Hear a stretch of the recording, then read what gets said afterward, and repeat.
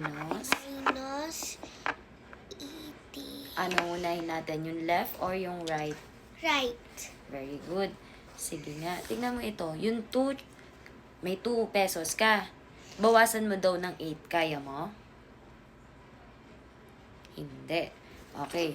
Kapag daw yung nasa taas, mababa siya, ano ang gagawin niya? Babaro. Very good. Maghihiram. Kanino siya maghihiram? Sa kapitbahay niya. Kapitbahay. Opo, yung kapitbahay niya, yung kaharap niya. Naintindihan mo, sino yung kapitbahay niya? 3. Very good. Sabi nito, to. Sabi nito, kapitbahay 3, pahiramin mo naman ako.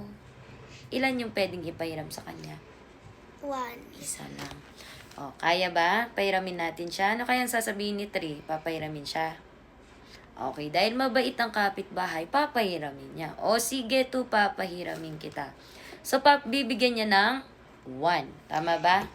Tapos, ilalagay mo nun, etong 2, di ba pinahiram niya ng 1? Magiging na siyang 12.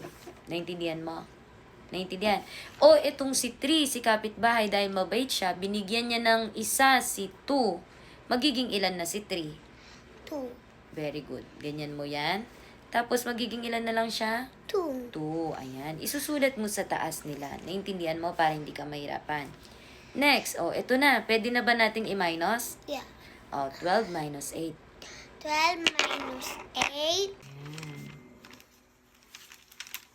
Very good naman ni Maylie. Wow. Are you happy, Maylie?